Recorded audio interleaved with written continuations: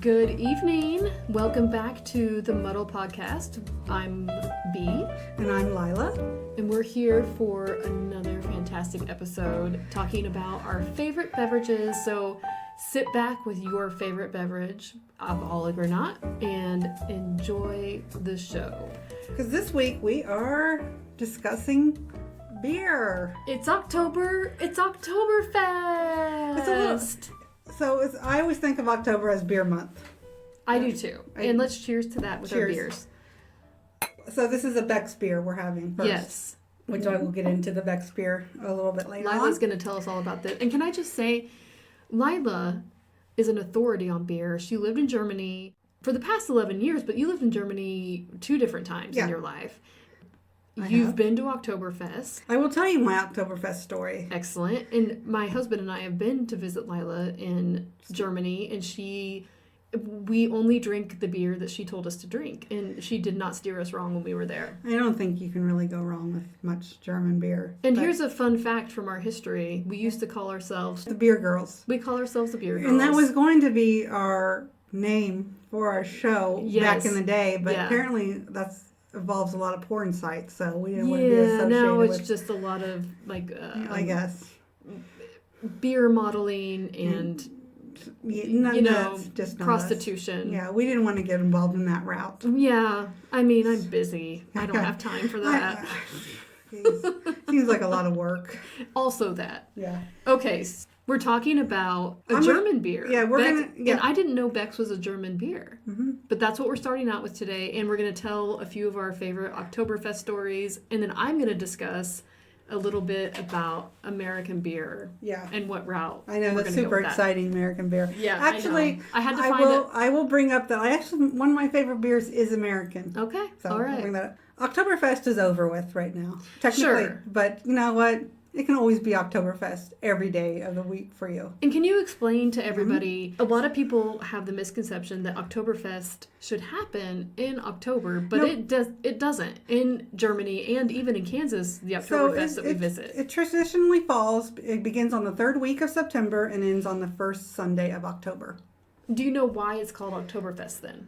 Because, Oktoberfest began in Bavaria, Munich, with the royal wedding of Crown Prince Ludwig on October 12th, 1810. Mm-hmm. So that began the tradition of Oktoberfest because it was the time he got married. And it actually started out as a horse race. I mean, everybody in Munich was invited to party. Germans do. We like the beer. It started out as a horse race. So that's how Oktoberfest, every October would be a race. But it's, of course, is involved into something much bigger. So back in 1810, there was a wedding, and then they had Prince Ludwig. And I want to say we visited. Did we? No. Was that his hunting lodge that we visited in Stuttgart? Probably not. Outside Stuttgart, we went to. It was a Ludwig house. Well, that might have been his hunting lodge. Either way, it was fascinating. I still don't know what happened to that wife of his. But. Well, that's a different story for a different time. And the lady who was doing the tour could not tell me. So that began the tradition of Oktoberfest. So it began with a royal wedding. And did they then celebrate their anniversary every year after that with the horse races, or the people? It just became of the country? every year. They started with the horse racing. Okay. And then it's evolved into something much bigger. So today, Oktoberfest in Munich is the largest festival in the world. About 7.7 million liters of beer is served during the 16 days. Holy moly. Only 6 breweries can produce Oktoberfest beer. These include Lowenbrau, Paulner, Bartenbrau. Those are some of the 3 main popular ones. There are 14 tents, each to fit between 5,000 to 11,000 people. A tent? Yeah, a tent. They're tents. A tent to fit 5,000 people. Yeah. And today they have attractions like Ferris wheels. It's a carnival. Do they have polka bands live? Yeah. Wow. So I've never been to a German Oktoberfest in Germany, but I have been to Oktoberfest in Kansas. And it's exactly the same.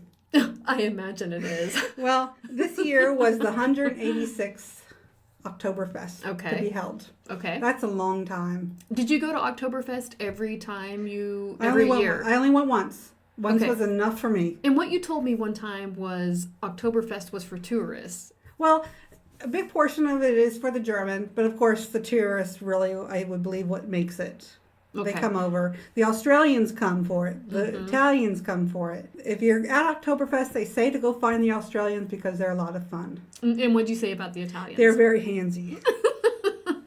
I got felt up and ass slapped a few times going to the bathroom. Oh boy. By the Italians. Okay. But that's just Italians for you. Yeah, Italians are a feisty bunch. What are you going to do? Here's another question, though. Because you lived in Germany so long, sure, you were an expat, but you were a local. I felt like when we came to visit you, you were a local. We left. To me. Yeah, you told us this is what we're going to do. This is where we're going to go eat. This is what we went to Christmas markets. We left all the decisions up to you because you are an expert. So when you went to Oktoberfest, you weren't going as a tourist. You were going as a German citizen. I made some mistakes in Oktoberfest. Okay. But do Germans typically go once and then it's a one and done just to say you've done it and then you roll your eyes? There was a lot of Germans. There were a lot of young kids. Okay. I'd say there was a lot of young ones and there were some older ones. But for me, my good friend from England was coming over and we did one of the military base it was outside of Munich and they had a bus that takes you to Oktoberfest and then brings you home, which is a safe way to do it. Sure. In my mind, I thought you'd just show up. I didn't realize you needed to reserve a table. I arrived at Oktoberfest. It's huge. There's just tents everywhere. There's rides. There's the big statue for Bavaria. And my thing about festivals, and that's a lot of beer that you're going to be chugging. Sure. Is I need to know where the bathroom is. Of course, right. Because I don't want to be chugging a liter of beer and, having an accident somewhere. And do they have porta potties in Europe? Well, kind of, but more posh. Really? Well, yeah, there's somebody attending them. Of course there is. Yeah. Everything in Europe is better. Yes. I was walking around the back of the tent because I thought, well, maybe the bathrooms are here. A man opened the door to the back of the tent, and my friend said, can we just, because the line was long to get into the tents. She goes, can we just come in through this way? He goes, all right. And then a waitress saw us and said, do you have a table? And we're like, no. She goes, let me see if somebody will let you share with them. And they did. So we basically danced and chugged beer with these friends that were there and let us share their table. What nationality were these people? They were German. Okay. But they had a table up front by the band, and people danced on the tables. Does everyone wear Lederhosen, or is that just a myth? Yeah. The Germans and the Bavarians and some tourists wear their Lederhosen and then their Dirndl. Okay. Did you? No.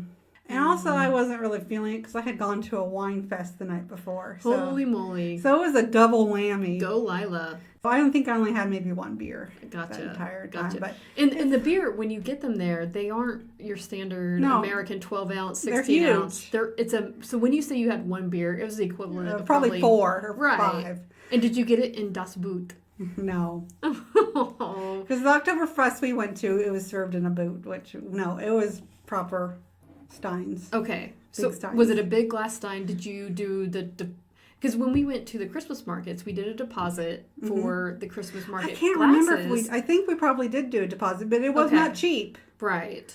I mean, you're setting yourself down a pretty penny. Right. Well, I mean, for the Christmas market, my husband and I, we put a deposit down on the Christmas market Glühwein glasses. And then you get back and then you get your deposit back. Right, but we did not want to we wanted the glasses. So we took them home with us. We still have them in our china cabinet. Yeah. And we use them every Christmas when we make Glühwein ourselves. Yeah, so Oktoberfest, I don't have any desire to ever go back. I wouldn't mind doing one of the smaller ones, like Stuttgart Oktoberfest is supposed to be a lot of fun. Oh, so you went to the actual Munich Oktoberfest? Yes. Okay. The big one. Tell us where you lived when you lived in Germany, just for reference. I lived in near Nuremberg, and then the other times I lived near Kaiserslautern. Okay. So those were the two areas. My husband and I went to visit Stuttgart because my husband is a massive It would not have fan. been the part I would choose for them, but they're car fans, so but given we were doing a balance of what my husband wanted to do, what I wanted to do, we went to Stuttgart. We do have grand plans to go back and visit. Maybe Lila will come along as our au pair with our children. Yes, I will, as long as I get to drink and be the au pair.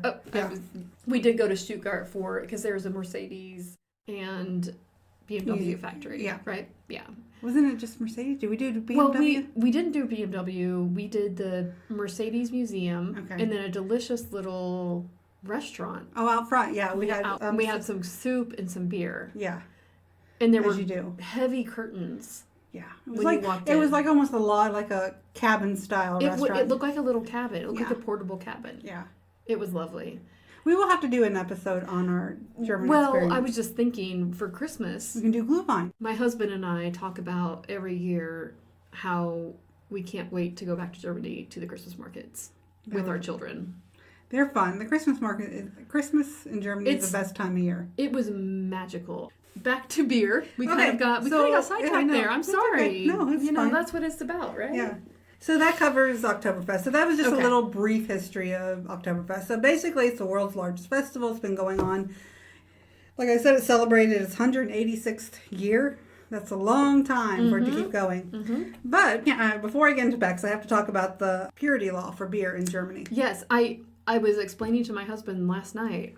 We went to dinner and I told my husband the episode that we were doing today was on beer, and my husband immediately said, "Oh, the Kaiserglocken law." Starts with an R. I'm just calling it the purity law. The purity law was actually introduced to prevent competition with bakers for wheat and rice. The German purity law of 1516 is called the Reinspott. Reinspott? It's a tough word to say. So this states that beer should only be made from hops, malt, barley, and water. It was really introduced because there was with the competition with bakers for wheat and rye. So it's considered one of the oldest food laws ever. In the world or in Europe? All in the world, 1560. Very interesting. Okay. So this helped to ensure that bread was affordable. Yeast was not invented back in 1516, so the law has expanded to allow yeast because yeast was invented, which is an important part of brewing. Right. It used to be that it was basically a sourdough starter that everybody used. The purity law. It has some supporters and some people who would like to see it changed. Just because craft beer has... the popularity of craft beer has German breweries and politicians arguing that it has slowed Germans adopting beer trends. So it has slowed the process down because the beer is becoming so popular around the world. Okay. And the German beer is not really allowed to change. Because American beer there are a lot of wheat beers, very popular. Well, they do have wheat beers. I mean, they have Crystal Weissen and Weissen beer, which is part of I guess it's not really part of the purity law. Okay. But it's adopted in Germany. But you're saying if they want to bring in a wheat-based beer, they have to go through a legal process? Well, I don't think they're allowed to. Okay. I think they have to follow the purity law. Okay. Of 1516. But in 2015, some Bavarian breweries voted in favor to allow natural ingredients. And I really tried to find out what these natural ingredients are. Oh, it's impossible to find out. It's impossible to find. Sneaky business. The law stands. You got some breweries that would like to see it changed because they feel like they're behind. Would these be the larger breweries? It's all different. There's so many breweries that... All right. And politicians, because beer is a big part of, the German economy. Mm-hmm. Limiting themselves from being able to expand, especially with young kids, like to try different kinds of beers. Sure. It probably won't ever change. I chose Beck's for my beer. And not just because it's my favorite beer, but it's one beer that you kind of see everywhere you go in Germany. So Beck's is this one that you see a lot in Germany, and it's one that usually you go to a restaurant in Germany and you'll say whatever kind, like an alt beer, which is a dark beer, or you want a Pils beer, which is the lighter kind of lager kind of beer. Each one, because you can go in and you can get a Beck's, whatever they have on the menu. I like Beck's. He's everywhere. I don't know that I've ever had it before today. Yeah. Well, they're known for their labels. Beck's started in 1873. Okay. In the city of Brenham. Now, this is where I don't know, it says that Luder and Heinrich Beck brewed it together, but some say that Heinrich Beck was just the brewer. The master brewer. Okay. So that's how it became Beck's beer. But some say that they invented it together. Okay. But the recipe for Beck's has not changed. Beck's hops come from the Bavarian Hallertau region. Beck's is a type of German Pilsner, which is pale lager. Beck's uses roasted hops and has a more bitter flavor. Beck's was first to use green bottles and the first brewery to export their beer in steel kegs, which is the norm now. Right. So that's what you see. And why did they use the green bottles? I don't know. I guess maybe that's just their preference when they were designing the bottles. Everyone out there, if you know the answer to why they use green bottles, let us know. I've noticed that. I'm going to have to do even more research because Bea can be very tough with her questions. Well, I did go to journalism school. I know, you did. In Germany, usually the beer bottles are either brown or green. Not clear like you see in the United States. I don't know. There could be some clear ones. But everything has to be recycled in Germany. So I love that. You take your beer bottles and you go down to the corner and there's always that slot for green, blue, and clear. Perfect. Because you don't have like the suburban trash collection like we do here. No. In 2001, Beck's was acquired by the Belgian brewing company Interbrew for 1.8 billion euros. Whoa, that's even... Isn't that mind-boggling? In 2004, Interbrew merged with Ambev, which then merged with Anheuser-Busch. So that's why you're thinking of Beck's. Is. Yeah. So now it's brewed in good old St. Louis. Of course it is. So, and it brings that's going to tie into mine quite nicely. I always thought it'd be fun to work for one of the world-renowned liquor company. I thought it'd be fun to work for. I can't think of what their name. Diageo. Oh, okay. German beer is very complex. I mean, it's the same ingredients, but it just hasn't changed or evolved. And I think that a lot of brewery companies would like to mix it up a little bit. Yeah, because like Beck's, they roasted their hops to give it that bitter taste. Right. It's not my favorite German beer. I do like it. And it does come in different, like a dark one and a pale one. Oh, different flavors. So. Okay, I didn't know that either. Again, today is my first experience with Beck's. Yeah. So Well, this leads in nicely to what I was going to talk about with my American beer. I'm covering American beer. I've never lived outside the country like Lila has. But before I start that, I want to share my Oktoberfest story. Which was exactly like it would have been in Munich. Of course, absolutely. I had my 16-month-old twins and my 3-year-old and my husband. I will say we went to the Oktoberfest that was by Prost restaurant in Wichita, which had authentic German beer served. And they have authentic German food. Which I have not tried the food yet, so I will have to go there sometime. I think you had a pretzel. No, I had the brat. Oh, the brat. Okay. It was traditional. Okay. When you go to dinner with multiple children, it's not luxurious affair. Like, you can't just sit and enjoy your food. Yes, they I think all of a sudden it was announced that they were leaving and it was time to go. So I was like, okay. And it was over. But I'm pretty sure one of my twins was pilfering French fries from Lila's plate. Point being, we went to this Oktoberfest at a restaurant called Prost in Wichita, which is owned by an actual German man. The beauty of this is we took our children because it was very family friendly. They had fun. They got worn out. They went home and immediately went to bed. The best part of the whole thing is they had fun yard games and competitions happening. Yeah. We were there probably, I would say, 6 o'clock at night, maybe.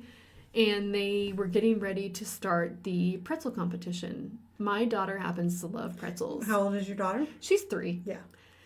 My daughter absolutely loves pretzels. It's one of her favorite snacks. She's a true, solid German deep down. Bless her heart. They were getting ready to start the pretzel eating competition, and my daughter heard the word pretzels, and she said, "Mommy, I want to do that." And feeling a little skeptical, my husband and I said, "Oh, honey, I don't think you understand. It's a pretzel eating competition." And she said, "No, I want to do it." And we said, okay. So we paid our $5 to enter her in this competition. The best part of the whole thing is there were dozens of people at this Oktoberfest. More than dozens, because we couldn't see everybody who was there. And my daughter was the first to sign up for the pretzel eating competition. And the MC shamed all of the men there by saying, "No one has signed up for the pretzel eating competition." I think it was like 5 minutes he was on the microphone before my daughter even said, "Okay, I'm going to go sign up for the pretzel competition." She was the first one. So then the MC immediately started shaming people, saying, "Hey, everybody. Got a 3-year-old here. Yeah, we've got a 3-year-old signed up for this pretzel eating competition. Who's in?" Within 5 minutes of her signing up, probably a dozen men had signed up because they're, not going to be seen up by a 3-year-old. Yeah. It was fantastic. To end the story, my daughter ate approximately 2 pretzels. There were a lot of tears, and she did not stay for the end of the competition. She came back to the table to sit on Mommy's lap. Yeah. It was a tough competition. We will black out the faces because we are anonymous, but we will post a picture of it on our Instagram because and on our Twitter. We'll just blur the faces so you can't see because it was spectacular. It was a good time. Yeah, I loved it. It made me so proud as a mom. Out there, she's gonna eat those pretzels. I know. She did eat a few. My husband ended up eating a few, and everyone quite enjoyed the 3-year-old being up there in the pretzel eating contest with these big burly, Kansas German men. So what's your beer? All right. Your story about Beck's and being owned now by Anheuser-Busch fits in nicely with what I was going to talk about, the more of an American history perspective of beer. I went the presidential route. My husband... I think I'm looking at the same thing. I think I have the same thing you have down with the presidents. Mm-hmm. Maybe so. I have 5 people. I have 4 presidents that brewed beer. That I have 3 of them. There were 4, but I only talk about 3. My husband and I used to brew beer. My husband more. I basically sat in a lawn chair and drank while he would brew the beer. But my husband had such a professional setup. We were ready to open our own brewery. We went to the Brewers Association of America. What happened, kids? Our partner bailed. Oh. So we had a financial backer, and that person ended up bailing. And that was when we were getting ready to start IVF treatments, and so it all dissolved. Okay. We had a location picked out in Wichita, and this was before micro craft breweries really, really, really got popular. Now there are tons of craft breweries in Wichita, and we would have been probably at the top of the game, and we probably would have made a lot of money now looking back. But not all craft brews are designed the same. No. Or brewed the same. My husband is when he's going to do something, he's going to do it well. He made really good craft brew. Even today, these craft breweries that all popped up around Wichita, we've been to several, and we've tried their craft brew, and a lot of them I'm going to say are crap. Yeah. They're not good. There are several breweries in Wichita we will not go back to or support because they're just not good. So just because you know how to brew at home doesn't mean you can make a good brew. Yeah, there's a lot of chemistry that goes into it. I'm sure. My husband was actually going to go to medical school. He chose the law route instead, yeah. Anyway, we've had a lot of craft brew in our life, and my husband has made a lot of craft brew. I prefer, one of my favorite beers that he ever made was a wheat beer, but my second favorite craft brew would be from Goose Island in Chicago. Okay. And that one's called 312. I've never had that one. You haven't? Except for today. In 2009, my cousin used to live in Chicago. In 2009, we went to visit him and his wife, and we went on several brewery tours. We went to a brewery called Half Acre. We went to Goose Island. In 2009, Goose Island was still considered a craft brew facility, but you could go in, you could take a tour, you could do a tasting. They had a restaurant attached to it. It was fabulous. So in 2009, we went to Goose Island.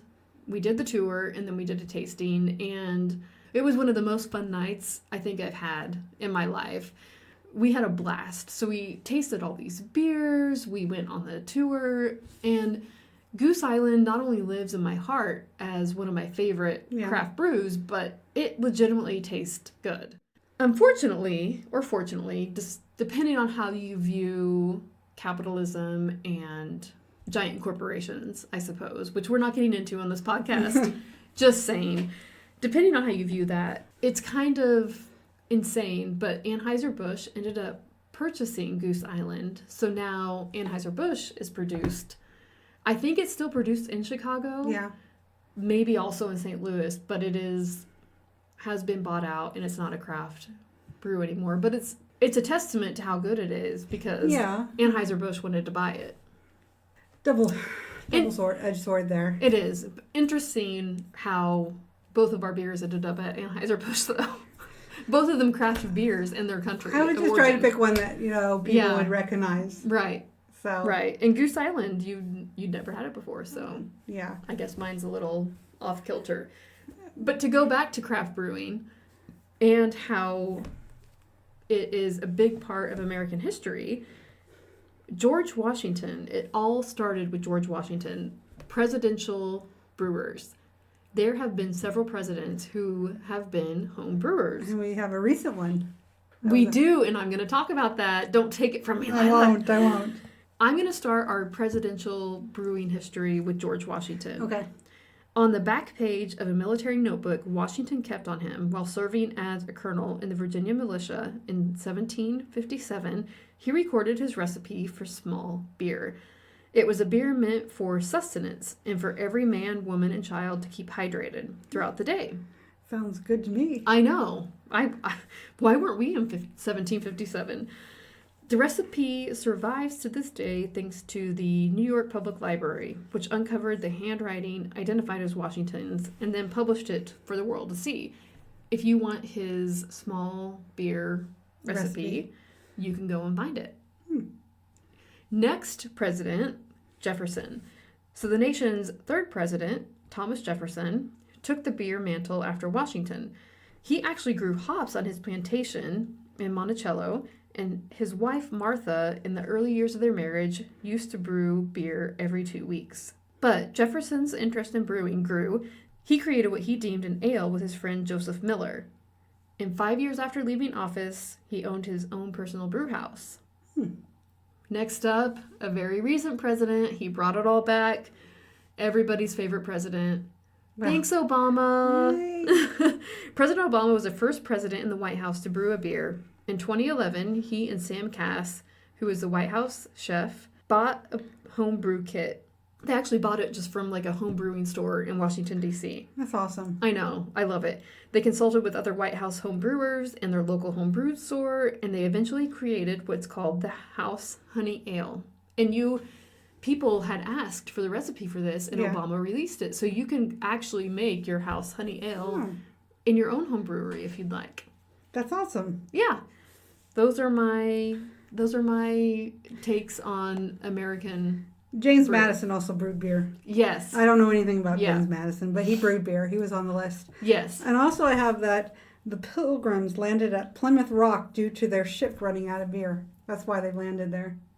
American culture really is tied in with beer. It really is. And the United States is the second largest producer of hops in the world. Who do you think number one is? Germany. Bavaria. Yeah. So hops, Germany, number one, and the United States are gaining speed. Well, the man that Jefferson brewed beer with was actually shipwrecked in America. Yeah. And was he on a charter? That's an excellent question. If you don't know what we're talking about, go listen to episode 3. Yeah. The charter. Mm-hmm. I like beer a lot. Mm-hmm. I like beer because it's one of those I could have a couple and not, I feel okay. Right. And they taste delicious if you get the right beer. Yeah, because, as we discussed, you can get a bad craft beer and it doesn't taste great. I've had bad beer. And I've had bad beer in Germany, too, that I just did not like. Some of it can be very, very bitter. Right. I don't like the bitterness. They like their hops out there. But I associate good times with beer. I do, too. And I like it when it's really hot out. There's nothing better than an ice cold beer. Fact. I went to Spain by myself to Madrid. This was a few years ago. And it was all, the ticket was a round trip ticket from Germany to Madrid, and it was dirt cheap. I'm sure it was about like $60 round trip. Wow. It probably wasn't so cheap because it was so freaking hot. Oh. It was July in Spain. Yeah. And I did all the free stuff, like all the, where there was air conditioning, like the Anthropology Museum, the public library. I was all there. And I was walking around, and it was a really ritzy area of Madrid. I mean, it had Prada stores. And, it was just wealth going out the window. Just bougie out the wazoo. So I stumble into this bar because it's hot. Mm-hmm. I'm the only woman there. And I'm talking about it was just a great experience because it was all very older men. Yes. That was probably, back in when Franco was a dictator there and reminiscing. And I said, because in Spain, they had tapas. So the drink you get, and then you get like the first one around is some chips. And the second one, the food gets more unusual. And I said, I'm going to have a large beer. I say that. I said it in Spanish. And the lady goes, are you sure you want a large beer? So I'm thinking, I'm getting the hugest beer possible. Okay. No. It was probably like what we consider like I can't even equivalent. It was probably this big. Maybe 8 ounces? Yes. It was so tiny. And I was so hot and thirsty that I was trying to sip it real. What? Why did she think that was bizarre? Did you ever ask her? I mean, did you? Well, I just think maybe ladies don't drink beers like I was thinking. During the day in Spain. I was just sipping real slowly like this. Mm-hmm. And then I just had to down it because I was so hot and thirsty. And then I said, I'm going to have another one. She goes, said, screw it. Yeah, she goes, so I'm going to have another one. She's like, you want another? Like I was like this raging alcoholic. I said, yes. Give me another 2 ounces of beer. Yeah, so I know. I had the beer and I moved on because she was pretty judgy. Oh. But I did try some very unusual food. I'm pretty sure I don't know what it was. But well, no one needs a judgy Spanish bartender. Yeah. Just proves that in other countries, beers are not so big. That's really interesting. And I read as I was researching that young people are not as into beer maybe as I am. I loved when I would go on vacation and have the local beers. Well, and so did I. But yeah. I guess people are, I don't know if it's the calories or the gluten-free aspect. No, don't get me started on gluten-free. Dietary aspect. Oh, geez. I can't get involved with that one. That's an episode for another day. Sure. I mean, I agree. Well, and you lived in Europe where that's not even an issue because they manufacture things differently. But it's just different. I also like the local beers. I mean, I had some good ones in Malta, Croatia. Their local beer was good and it was cheap. There you go. Well, I've had great craft local beer in Santa Fe, San Diego, Oklahoma even, and Kansas and Missouri. Well, it might surprise you what one of my favorite beers is Michelob. I like Michelob quite a bit. Get out of town. I do. I like it. I think it's a very smooth beer. Really? My husband, the beer man of all beer men, this summer, we had just moved into our house and he was doing some yard work. We had to pull up a lot of landscaping and redo it to our liking. And he bought these really large cans of Miller. Not Miller Lite, just Miller. Plain Miller. Right. And he said it just looked good, it sounded good, and it was good. See, Michelob, I think also was my grandma used to drink it, so I guess it just kind of remembers that brown bottle. But I think it's very smooth. Doesn't give you much of a headache. And it's a lager. Yeah, it doesn't give you a headache like some beers can give you. So Michelob is part of Anheuser-Busch. Of course it is. Why wouldn't it be? Yeah, so since like the late 1800s. Apparently. Here's a question. What does Anheuser-Busch not brew? I know. They got a market, don't they? They really do. But they really seem to push, is it Bud? Bud Light. Yeah, Budweiser. Yeah, Budweiser. That's their... I don't like Budweiser. That's their main beer. I've never liked it. The American beers I like Michelob. And I like Fat Tire brand. We're going to have to try Goose Island for you then. Yes. Because all I brought was Beck's today. That's true. And that's all right. Yeah. We don't need to be having so much beer. No. We're past our prime on beer drinking days. We used to be able to throw them back. Lila and I used to go to Old Chicago. Oh, gosh. No, it's not good anymore. No, it's not good anymore. We did the beer tour. 19 years ago, it was really good. Yeah. And they had a world beer tour. Yes. And you had a card. And you would swipe your card every time you had a different beer. And we made it... My husband made it probably 3/4 of the way through. Yeah. You and I maybe made it halfway through. But we would go... Because of the world beer tour, we would go to Old Chicago often and have a beverage. And A lot of people from Wichita State did. Like, that's where we would go and get a drink to study or hang out after class. And have food. And have, One night in particular, I remember we used to enjoy, when we weren't working on our beer tour card, remember we would drink hard cider, woodchuck, apple cider. I think that was more you. Woodchuck cider? I'm not that big of a fan. Okay, but you would get it with me. We would each I think get I would cider. get it with Guinness. You did. Yeah. Yeah. Because I'm not, it's too sweet for me. That's right. So I would get woodchuck cider. Yeah. I would get a woodchuck cider. You would get a snake bite. A snake bite. So it would have Guinness and woodchuck. Yeah. But we were sitting at Old Chicago in a booth in the bar area one night, and some older man, at that time we were in our 20s, some older man, he was probably in his 40s. Yeah. He bought us an entire pitcher of woodchuck. Oh, yes. I remember that. Do you remember we had to sit there for like an hour to sober up so we could drive home? Yes. Because we didn't have Uber back then. Oh, I mean, you would have had to call a taxi. It was very sweet of him. It was. We were very flattered. Yeah. It was funny. It was woodchuck cider. Yeah.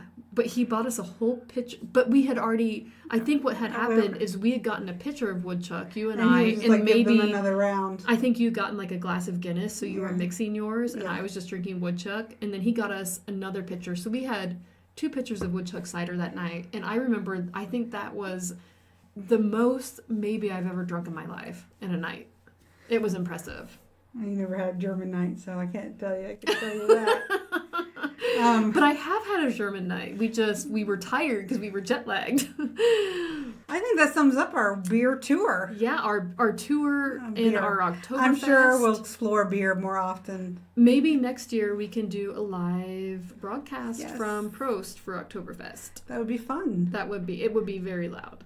Next month, though, is going to be fun because it's wine month. That's right. So the next episode we have will be a Halloween episode. Yes. So stay tuned because there are And it will air on Halloween. It will, and it's going to have some fantastic Halloween beverages that maybe you will be inspired to make for your own Halloween party. And some spooky stories. Very spooky stories. It'll give you chills. So pay attention. Mm-hmm. And then in November, we are going to start Wine Month. With a few special guests. Yep, so it should be a good month. It will. And then in December, at the end of November, we're going to try to do a live show, and then some in December. That's right. To explore some bars around town. Yes, and we would love for your opinion. We would love for your feedback. We would love for you to join us on social media.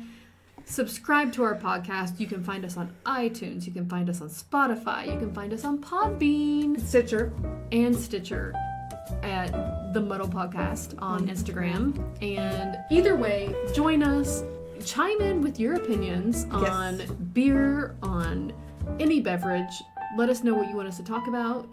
And we will see you next week with our super spooky, spectacular Halloween. Woo. All right, drink responsibly. Make good choices. We'll see you guys later. Bye. Okay, one last cheers, Lila. Cheers.